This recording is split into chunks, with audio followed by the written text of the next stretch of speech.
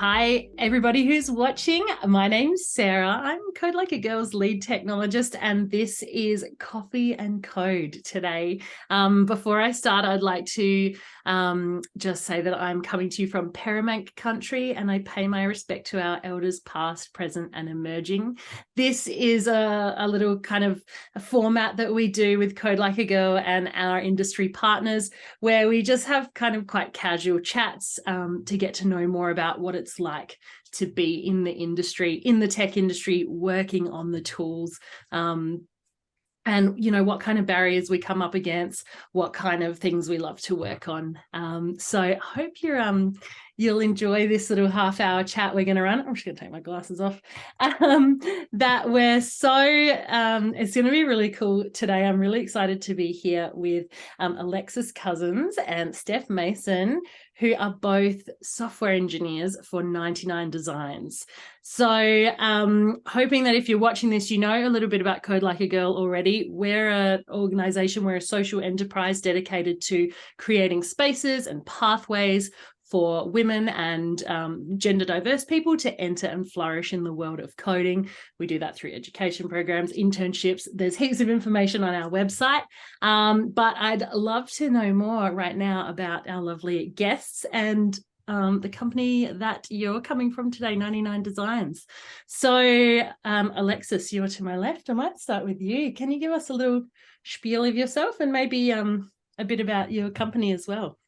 Yeah, absolutely. So hi everyone. I'm Alexis. I'm a software engineer at 99Designs. So we are a double-sided marketplace that sort of connects independent designers all around the world with small, medium, even large-scale businesses to sort of carry out a range of design services. So it's something that I'm super passionate about. I come from a family of creatives. My mum, my sister, they are both just the most sensationally creative people.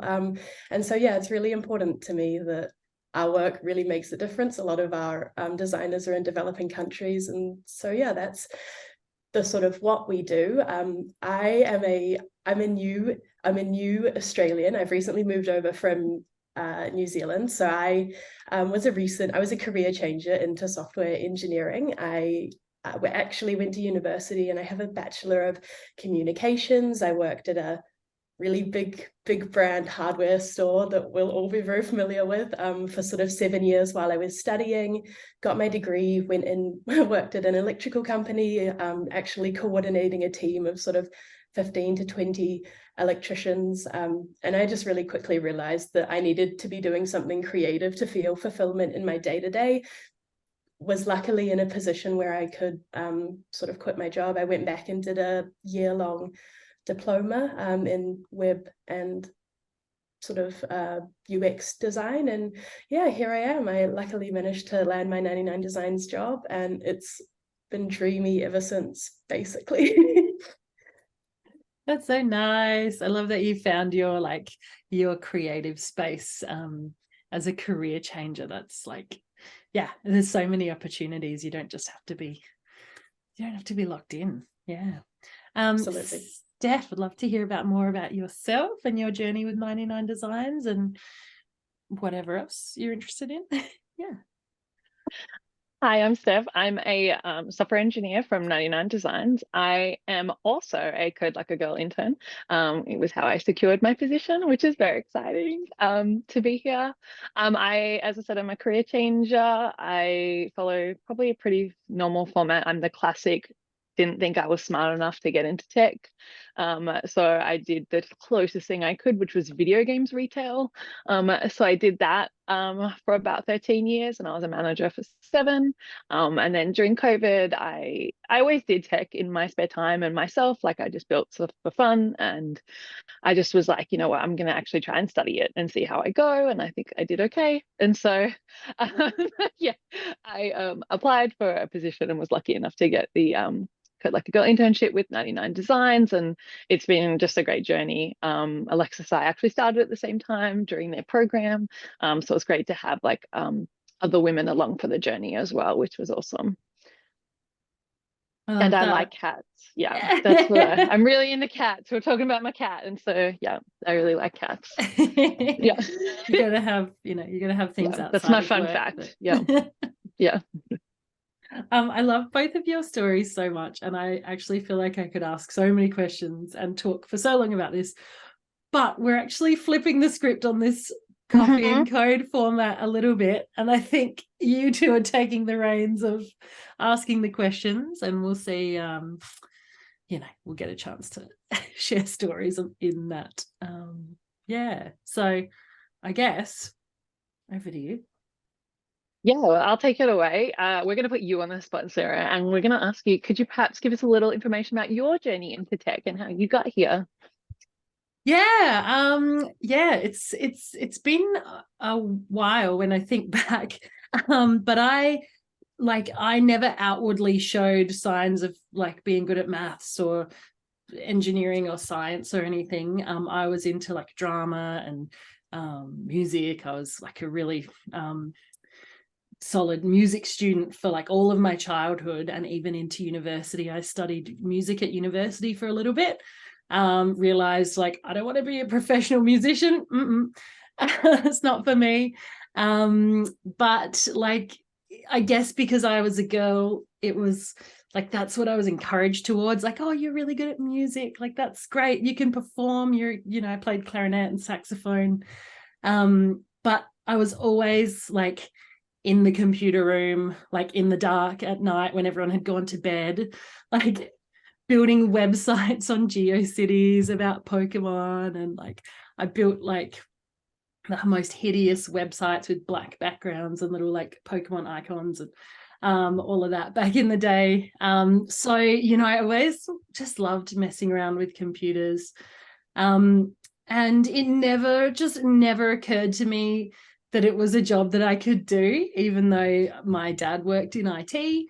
That was kind of like my role model for the industry. It just never crossed my mind. And I think part of that, looking back, is like nobody really knew and still doesn't know like what the possibilities of the tech industry are, how back then, how we could merge like creative interests with IT, which I mean, certainly back when I was in school, it seemed so dry. Meanwhile, I'm like coding websites, like that's really creative. Anyway, I quit my music degree. I thought I just want to have a degree. I kind of cobbled together a bunch of subjects. I exited with a communications degree as well. I think, Alexis, you were saying you've got a comms degree. Yep, that was my experience also. Yeah, and like a comms degree is like, it's kind of like, pick and choose. Like it actually works really well for web because it's all about how do you communicate. Like how do you, especially like these days, it's like how do you communicate via a screen? So really translatable stuff. And I did a web development subject in my kind of electives of that degree.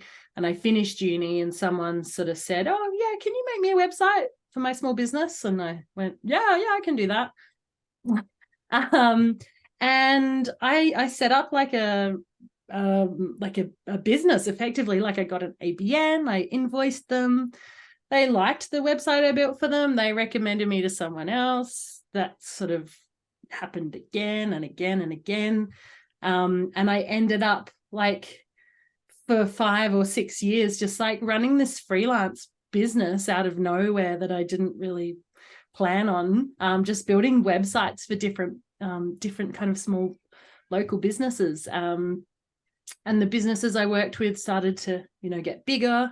I got really interested in the startup space, in startup companies, started working with more of those, building more like applications.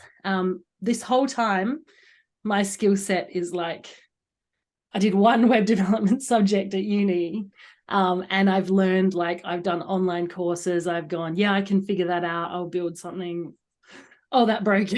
That's right. I'll fix it really quickly.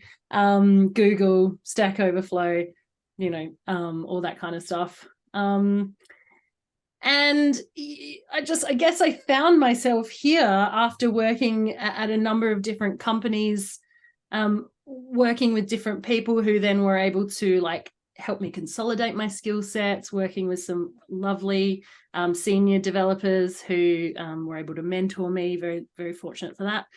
And now I find myself as the lead technologist for Code Like a Girl, which is kind of a dream job. And I'm a web developer. So I build web applications and websites. Nowadays, I use React, and I'm learning to use Node, which is more of a back-end language. And kind of all the infrastructure that goes along with a web application, and still very much in that small startup space, which I really quite like helping build something new, get it off the ground. I just talked so much. No, somebody stop me. That was fabulous. What a cool story. And not a story that is unfamiliar either. Like I hear a lot of my experience in the experience that you had, and I think that is, I think software seems to be somewhere that a lot of creative people tend to possibly fall into without necessarily anticipating. Like that is definitely true for my experience as well. So yeah, super interesting to hear that's a common thread. Yeah, and I just think like that you don't have to have a formal education in computer science or software engineering, partly because it's also new. Like the web is as old as I am. Like, who's going to, like, if you're writing a university degree about web development, like it's going to go out of date next year. So, it's such a space that's prime for like learning in these sort of online environments, short courses, learning on the job, learning from peers, learning by doing.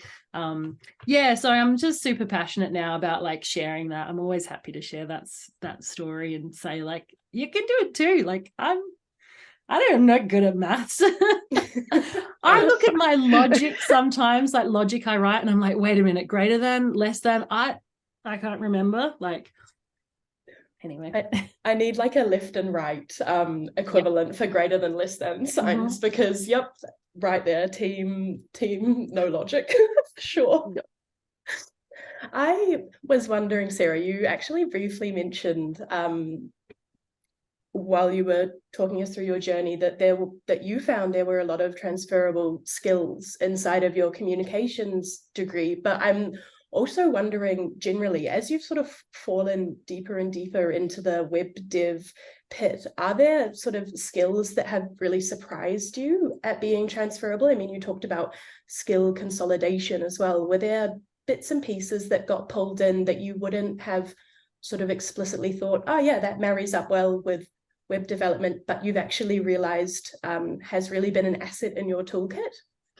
Yeah, I guess this is quite a specific one, but having studied music, I sometimes look back at my like failed music degree. I'm like, oh, that was a waste of time. But actually, music is like a language, like learning to write music. It can be quite mathematical, it can be quite logical, and so writing code is quite similar, and there's sort of like fundamental concepts that you apply. There's sort of syntax almost, so that was interesting to go like, I learned to write, I learned Italian and Spanish in high school. I learned to write music when I studied music, and now I'm learning to write code. Like, it's all language, and it's all written by people. So that, once you kind of get that mindset of like, this is just language, this is just learning another language. It's the language of computers in this case, learning to speak to a computer. And, I guess on that kind of sense as well is like, learning to talk to a computer is like, learning to talk to an individual person. Any kind of job you have where you're dealing with people, like I worked in, a number of retail jobs as well, sort of customer service, problem solving, troubleshooting. It's all about like having patience, understanding where that person and that problem is coming from. In this case, like where what the computer's doing, where that's coming from. It's so much more human, I think, than often is thought of. Yeah, for sure. I definitely think I have had similar experiences, and I'll be interested, Steph, if you have found any like transferable skills as well. But problem solving for sure for me was a big one. My last job before I transitioned into software engineering was, yeah, like I mentioned, organizing 15 to 20 electricians, and every day it was slotting their jobs in together, and it was thinking quickly and on the go, and it felt very much like doing a Sudoku almost, where you're finding the perfect number to go into the perfect little column, and only that number can go in that column. I've been shocked at how I feel like I'm absolutely firing up that same part of my brain when I am considering edge cases, for example. Like, you have to make sure all of your little electricians in your code are happy and they all have their different roles to do. So yeah, I found that super fascinating at just how transferable that skill set was for me. Steph, is there anything that you found especially helpful? Yeah, I agree. Problem solving is such a huge one. I worked in a fast-paced retail environment, so most of my job was problem solving, just on the go, but also communication. So, that's just a huge part of our jobs, and you don't think about it at the start, but most of the time when you're coding, a lot of it, you're not actually just writing code. You're talking to people, you're finding out the requirements of the job. What's the problem you're trying to solve? Who are you working with on this? Do you have a designer? Do you have a product manager? And it's like a really big environment that you have to communicate and talk to people. And I found that that's been my biggest strength, like, coming in, being able to communicate like, hey, I'm not sure what's going on here, or I'm happy to speak up and ask questions, or communicate what I'm trying to do across. That was probably my biggest one. And then, yeah, problem solving is just like, all we do is problem solve all day, which is great. But it's also very fast-paced problem solving, which I think a lot of our jobs like retail, hospitality lend really well to that. Being able to just think on our feet and just kind of think, oh, well, what happens about this or that? Yeah. So it's and what probably, can you what I try? found. Like, Yeah. here's the first thing I'm going to try. That didn't work. Okay, What's the next one? Let's go. Yeah. Let's go. And you just go through it, and it's like a resilience as well to that. It Mm. didn't work, but that's fine. Like, let's just move Now on. we know more. Yeah. We know more information now. Okay, well, this is why it's not working. Let's work on something else. Yeah. Absolutely. So many. I just thought of another one. As you were saying, communication, documentation, actually being able to write like in like accessible language for the next person who's going to come along and use this thing. And like, it's a best practice in the industry that often gets like left like deprioritized. But good documentation, so important. You got to have good command of communication, language, who are you speaking to? Yeah, all of that. Organizational skills, heaps. Yeah. Time management, like, you've got to time box things and kind of be like, how much time do I have to do this? Where's the point where I need to ask for help? Or how long is things going to take, and is that like output worth the risk versus reward kind of thing? But yeah, documentation is such a huge one. It's such a lacking one, I find, in the industry. I find you come into companies and people kind of just I don't know, like, it's a lot of work, and by the time you finish it, they're like, oh, we know what's going on, but you lose that person, or something happens, they got maternity leave or parental leave, or they're just not there for the day, and you're like, nobody knows the system. So documentation is so important. I think it's something that is really important to like just document your thoughts. Alexis wrote an amazing documentation about her trials and tribulations through one of our systems, and it was kind of like not only just like talking about documentation, but it was also about her like frustration working in it and understanding it and learning. And it was so helpful for me when I had to go into that area. And now everyone in the department, like in our company, results to that. They're like, Alexis wrote the document, read the document. Like, it's so helpful to have that. Yeah. It was definitely an alarming experience seeing it like creep out of my circle and be like, wow, this is this document contains memes and now my engineering managers are reading it. But you're so right, documentation, I hadn't even considered that, but writing essays in any sort of educational context, man, it primes us, doesn't it? We are just primed. I actually found that really interesting, listening to you both reflect on your skills and actually just how many of those skills could be like feminine coded is a phrase I'm going to use. It might not be the right phrase, but especially like good communication skills, you know, reading and writing skills. Steph and Sarah, you both mentioned like skills you've acquired through retail and hospitality, both of which can be like quite maybe jobs that are held more by people of a assigned female at birth. And I find that really interesting that conversely, even though all of these different pieces go into software engineering, still it isn't necessarily a job that we look at as like girls, as young kids growing up and go, yep, that's something that like, you know, as a girl, I want to do that, or I can do that, or I certainly didn't have that experience growing up. And it sort of made me think it sounds like, you know, this inherent gendering of jobs and traits and it actually, I don't know, to me, it doesn't necessarily sound like it's always the most empowering, and that as people, non-binary people, assigned female at birth people who present femme to the world, it sounds like there actually could be like empowerment that can come from us unboxing ourselves, maybe taking gender out of the equation entirely, you know. And I would love to know, Sarah, where you sort of sit on that. Like, do you have any advice for people who maybe feel boxed in by gender expectations? Like, should we, I mean, that's probably a big enough question by itself. How can we sort of stop ourselves from thinking that's not for me because I'm XYZ, or that is something that is inherently going to be something I can do because I'm XYZ?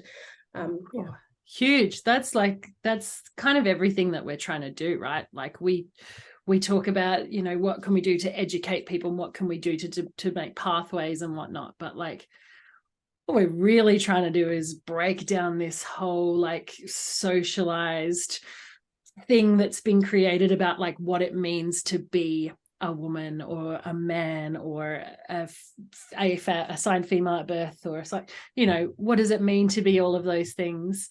And, you know, I guess it would be great to get to a world where like everyone can just have their gender expression however they want, you know, express whatever traits feel right to them.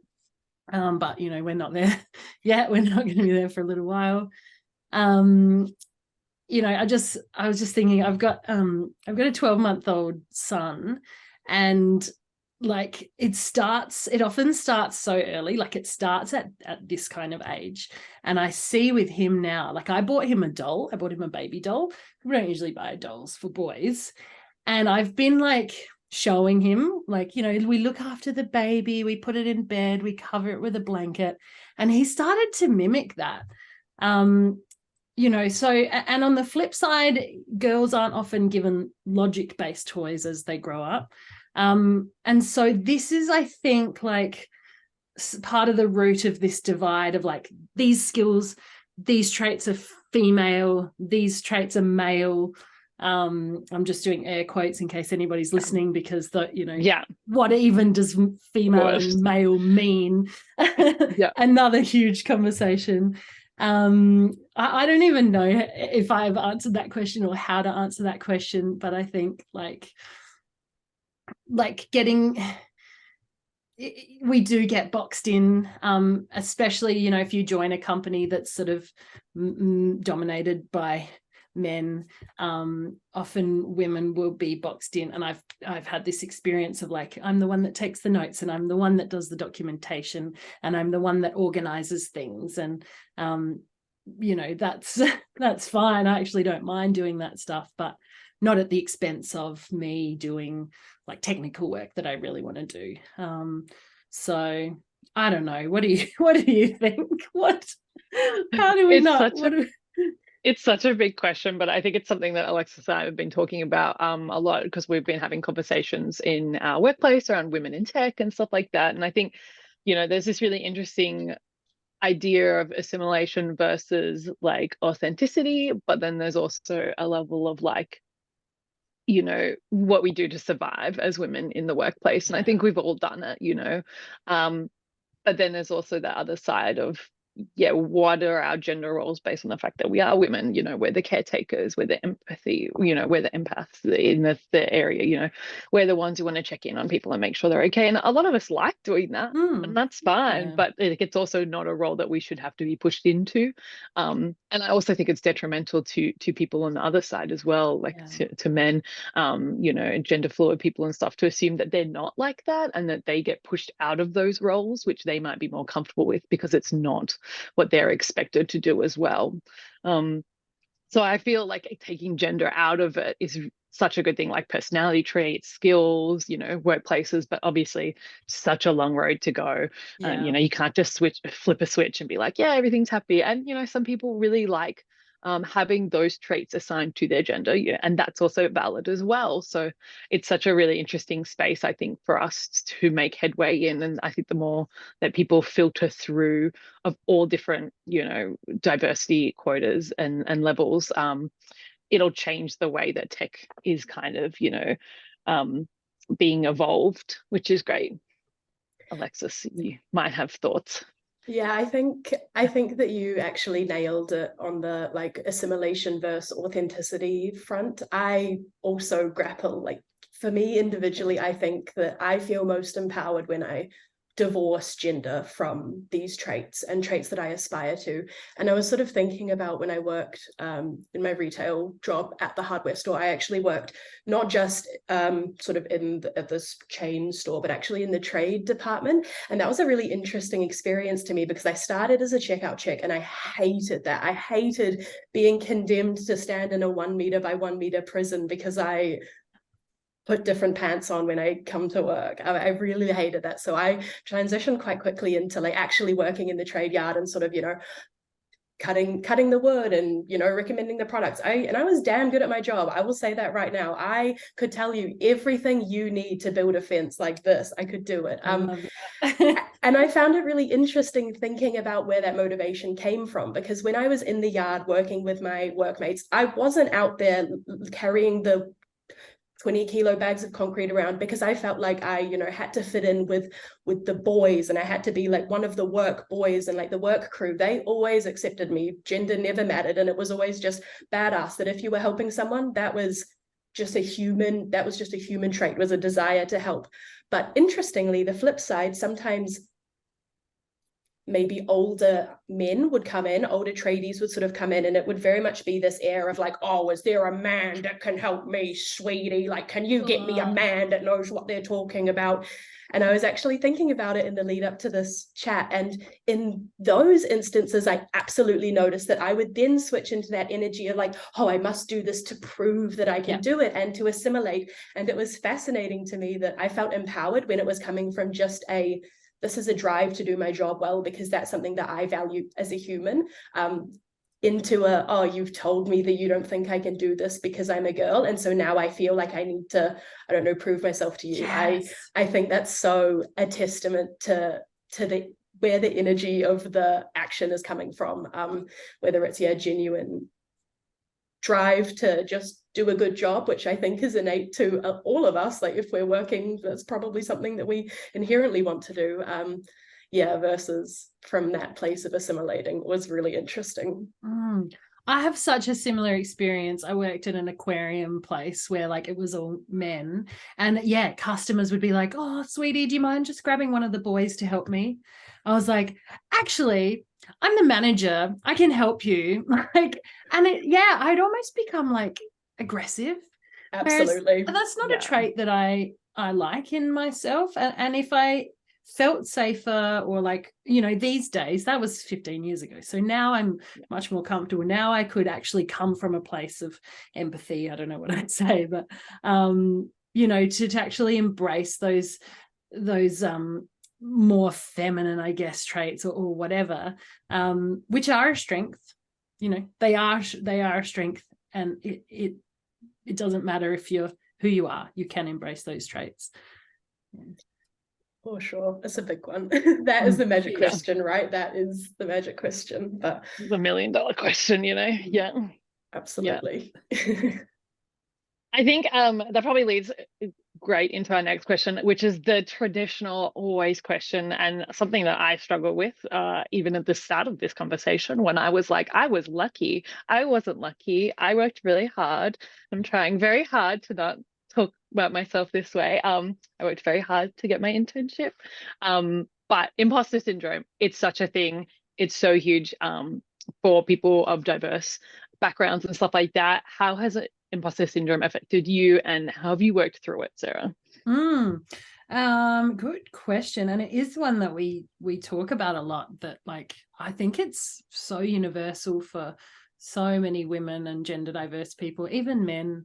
But when I started doing my work building websites, like I did so much of it almost in secret, and so much of my learning almost in secret, because I was like, everyone's going to find out that I don't know what I'm doing. And like, it was kind of true that I kind of didn't know what I was doing, but I didn't realize that like nobody knew what they were doing to some extent. Like, I think a man or a male in my position would have just been like, yeah, like I'm a techie guy.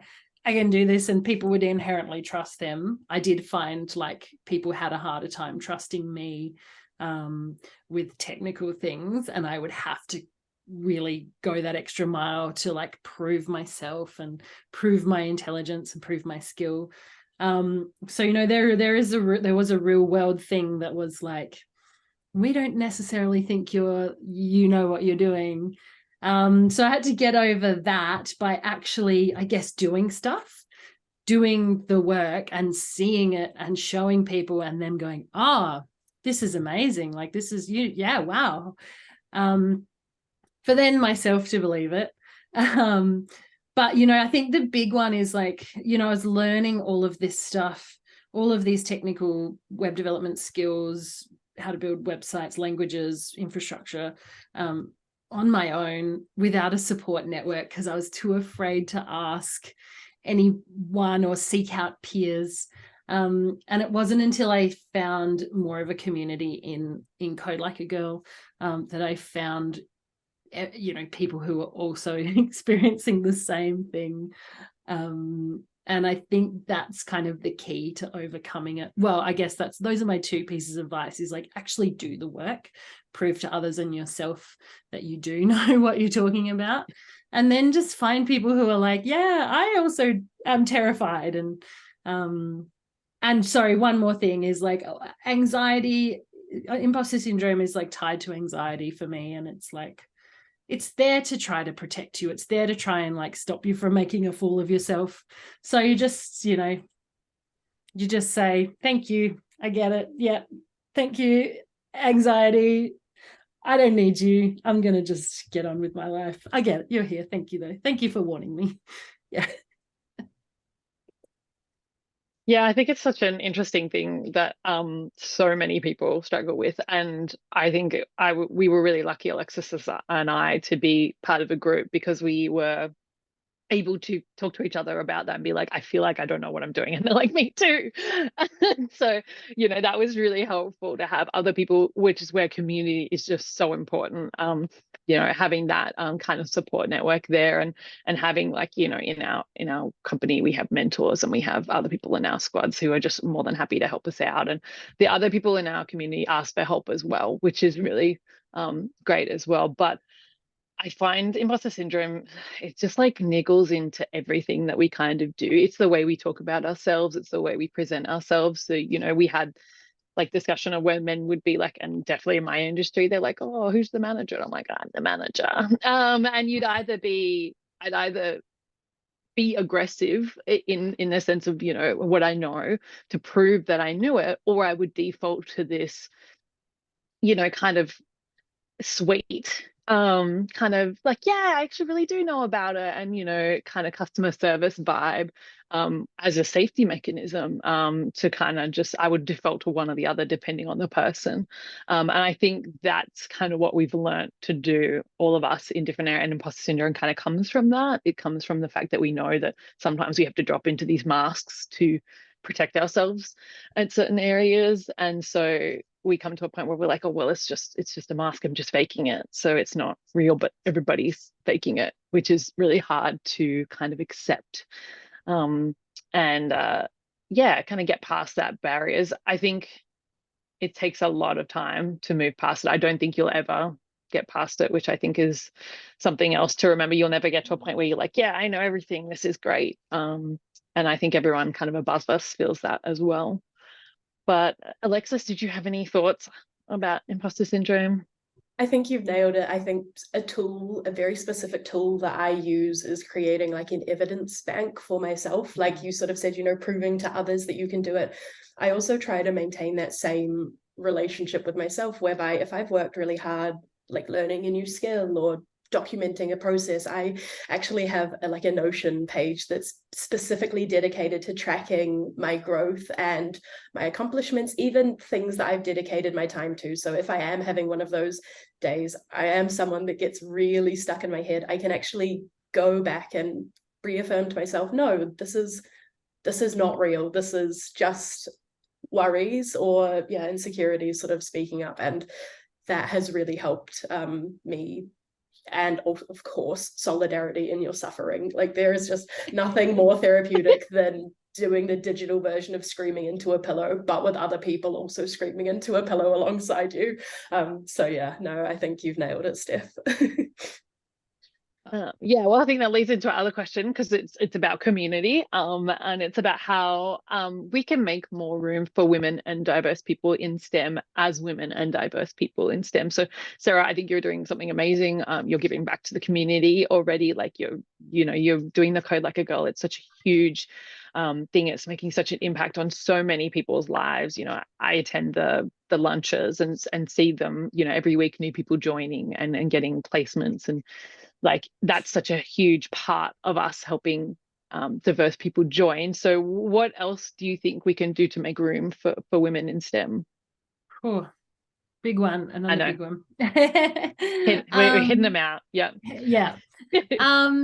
Gosh, I think like I guess I can come from like my personal point of view and say, like, for me as someone who's now been in the industry for 10 plus years, and you know, as you mentioned, that I'll never learn everything. No one's ever going to learn everything, and come to terms with that. And now I think for me it's about being vulnerable, and just showing that, like, you know, I have all these fears as well. Like we've got students learning web dev and Python and C# and all this good stuff. And they'll often ask questions. You know, we saw one question the other day. I always see this one. I'm really struggling with Flexbox. Flexbox is a CSS technique, yeah. Right? And don't we all? Right? Don't we all? It's Yeah. like purposefully confusing. It's not intuitive in any way. Like, no. And like that's, you know, these students who are on their 5th week of learning web development and they've never done it before are going, I can't do this. Something's wrong with me. I'm not getting it. It's not sinking in. And for us as, like, you know, people who've been there to kind of like take the leap and say, like, this stuff can be really hard. We really struggle with it sometimes. I don't have all this code in my head. I use Google. I have cheat sheets. I've got snippets. Like sometimes I'm like using shortcuts all over the place. I'm like, did I even write any code at all? You know, vulnerability for those of us who've been there, not I guess stoicism of like of leadership, which I think is probably more masculine. It does feel more feminine to be vulnerable. And then, you know, there's obviously huge systemic shifts that need to happen to encourage and get more women in this and gender diverse people in this space. But you would have seen some of this through the internship program, the both of you, and through your I'd love to hear more about those experiences. I definitely think that I would agree that vulnerability is a superpower, and I would say that authenticity is something that you can access at any level. And for me right now, that is sometimes all I can access. So sometimes I don't necessarily have the technical know-how, but I surely can jump into a Confluence document and authentically document all of my struggles so that someone else can read it and go, oh, okay, this is where that process was hard. Yeah, authenticity definitely feels like the superpower for me. And funnily enough, seems to be the answer that we've come across in a lot of these questions, is that, I think a lot of power just lies in not shaming yourself for what you don't know, just being accepting of where you currently are and trusting that, you will have the drive to improve. You are going to get better. You are showing up, and if you are in your head about it, it means that you probably care. And so you can just take a step back and trust that where you are is fine. And modeling that will create more of that, which will create more psychological safety, I believe, top down and bottom up. Such a good point. Yeah, I agree. I think authenticity is such an important thing. And I think it helps everyone, not just gender diverse or women in STEM. Like, the company that we work for, like the people that I work for, a lot of them are male and they are authentic. They talk about how they don't know things. They're seniors or tech leads or engineering managers, and they go, hey, this isn't my field of study. I'm just going to go ask someone else. And seeing them do that allows me to be confident to do that as well, and I think it's really important for them to do it. So the more that we can do that and then give back, I think is really important. So like, Alexis has a mentor who's really great, and so she's a woman in tech. There's a lot of people I'm seeing in my field. So I think as we get further into tech, giving back is really important to me personally. So yeah, I think doing these talks and supporting people and showing them that it's scary and it's difficult, but it's it's not a mountain you can't climb. It's just a mountain like anything else. You just got to keep pushing through sometimes. Totally. Be the change you want to see in the world, basically. Yes. As cliche as that is, that's the ticket, Jim. Yeah, that's it. And that, like, it's such a, the whole gender in tech, gender equity in general in the world thing is such a huge mountain. And sometimes it does feel like we can, just pick off like one little bit at a time. As an individuals, we can only do our like one little bit.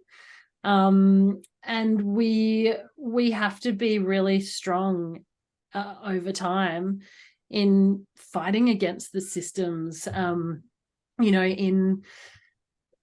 working with bigger companies, bigger entities to help with this, and to really, I think sometimes as women, use our empathy, or whatever, as people who use empathy as a superpower. We get a lot of people who are saying, oh, we want to support women in tech, we want to hire more women in tech. Sometimes nothing grinds my gears more than someone coming to me and saying, I've got a company and I really want to support women in tech, and so therefore I want to hire a senior engineer who's a woman. Like, well, that's not actually how you support women in tech, because all of the women senior engineers have great jobs and are very comfortable. What we actually need is, even if your company's small now, is for you to make a commitment and say, when my company is X size, I'm going to commit to training 5 women or 5 gender diverse people in these skill sets. We need companies, governments, big organizations to commit to training, to skilling people. We can't just be trying to pluck like the unicorns and poaching them. It's such a ground level shift that needs to happen. I think this is a great saying, and it came from one of the other conversations we're having, but Tom, one of our senior engineers in very high top position, said, so they were talking about how do you get commitment to take, what we'd say juniors, interns, entry level engineers, and his response was, do you want to spend your time training someone or hiring them? Because that's what's going to happen. And if you take the time to train them, they will become those loyal, part of your business. They will be committed and they will work really well for you. But if you don't want to do that, you're just going to spend your time hiring people, and it's the same amount of time, really. And harder and to find a values match, right? Like exactly, the right person right? for the culture. Wow, that's so profound. And so I was like, that is like, you should put that on a coaster. Like that is the thing. Yeah. And I was like, that's do you want to spend your time training someone or hiring? And it's the truth. A lot of women are on the lower level because we don't get pushed into these careers to begin with. We are career changers, where a lot of us are starting out, but we have such potential. And his response was, do you want to train potential, or do you want to just try and find it somewhere else? And that's going to take a lot of time, and they're going to have other offers, and there's going to be a lot more going on the table. Whereas if you train that potential, you can have superstars from the get-go. Wow. Yeah.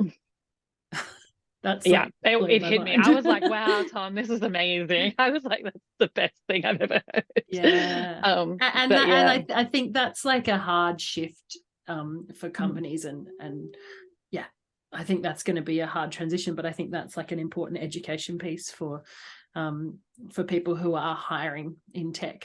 You can't just hire amazing senior engineers. You have to bring them on the journey with you. Yeah. Well, I think that wraps up all of our like super written down questions. We assumed that we would just keep talking because that's the type of people we are. And I'm sure we have a lot to say. But Sarah, did you have any questions you wanted to ask us, or anything like the Code Like a Girl community would want to know that we could help with? Yeah, maybe I'd love to hear a bit more about your experience with the internship program. Like what's like the inside of that like? Because even as someone who works for Code Like a Girl, I see it from the outside. What is it like in the trenches? Yeah, it was a really interesting situation for me. I applied for the internship and then got picked up by one of the partners from the internship before I got approved for the internship, because it was over Christmas when I applied. So there was some time lag, which is normal. And I started my process interviewing for 99Designs by the time I got my internship approved the week after I got my 99Designs job. And so I just communicated with Lizzie, like, hey, I've got this offer. And they're like, great, they're a partner, awesome. So we just kind of slided in together. And the thing I found the most about the internship is having that community, those lunch and connects, like, and listening to the people who have other questions. They're the same questions as you. How do I get through interviews? How do I show that I have potential when I don't have a lot of professional experience? How can I be confident in myself, and sell myself? How do I know what is a good company to work for? On paper, it might sound amazing, but I get in and the environment's not that great. What do I do then? So, all these type of questions that people had, I think just being part of that community was super helpful. There's a learning platform that I still have access to and stuff like that, which is great. So I could just pick up a couple little courses, during my internship, I learned Go, GraphQL, like picked up a whole bunch of other languages because, we're learning them as we go. So that was really important. But yeah, the main thing is always just the community of having like those people there for the internship and the talks and stuff like that. And then on the flip side, I had the junior program I was doing at 99Designs with Alexis and some of the other people. So I had that support as well, which was great. Oh, that's fabulous. And it sounds like 99Designs is a company that's really committed to what we've just been talking about, to taking people on the path. Absolutely. They are out here doing it. We're not even the first iteration of we're in the junior engineer program, it's called, and we're not even the first iteration. So that is a testament to the fact that there actually are people in companies out here that are creating that systemic change, because really it's going to be like a meeting in the middle, right? It needs to come from top down, and we need to empower ourselves to reach for those opportunities from the bottom up. And yeah, 99Designs definitely delivers that. Nice. Well, I actually want to ask you so many millions of more things, but We do have a bit of a time limit that we've been given, but you know, hopefully we get another chance to do something like this, because some of the things that you've said today have been so illuminating. I can't wait to watch back, and there's just so many important conversations to be had here, and the only way things are going to change, like sometimes it feels like talking is just like achieves nothing, but we have to talk about it, right? Like we have to put it out there. We have to spread the message. Yeah. Absolutely. Thank you for giving both of us this opportunity to jump on and put our money where our mouth is. We are both, I can speak for both of us and say we are both so passionate about these topics. And yeah, it's really important for us, even as new people in industry, to keep creating the room for more new people in industry so that it can just continue becoming a more fabulous place to be for all of us. So true. And I'd love to just reflect what you just said, that even as people who are new in the industry, you can still be role models. Like you're still, you don't have to wait until you've done X years of service. Like you can be a role model from the get-go. I love that. And there's power in modeling that from the get-go, to be the industry change, shake it up. We can do that. We have that power. We just need to step into it. Yeah, I 100% agree with Alexis. Thank you so much for letting us talk, and have this conversation. Like, as Alexis says, giving back is such an important thing to both of us. I come from a management background, so like I have that passion to teach people and train people already. And now I'm the student, I'm the learner, I'm the Padawan right now. But my, goal is to help other people on this journey and then eventually be the master. And then not that you can't be the master, but and I think even at this early stage of our journey, we've learned so much, and there are so many people who want to kind of get into the field, and even just talking to them about it and being like, yeah, interviewing was really scary, and doing a coding test was terrifying, but what were they looking for and stuff like that is great to help people get their foot in the door and start to find community. So cool. Well, thank you both for being such vibrant, role models in the tech community. You've kind of like re-energized me as well. So I think it's absolutely incredible what you're doing. Thank you for 99Designs for giving us your time today. Yes. Very much appreciated.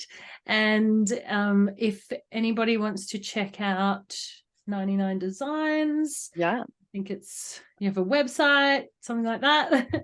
99designs.com.au, or whichever locale you desire. That's amazing. And Code Like a Girl, we've got all our details. This is going on YouTube, so we'll pop any details in the description. Alexis and Steph, if you've got any other links or bits and pieces you want to send us, we can pop those in there as well.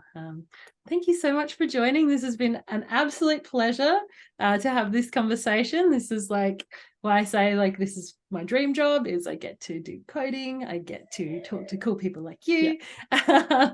It's great. So yeah, thanks everybody. If anybody's watching this, thank you for watching, and we'll see you later. Bye. Bye.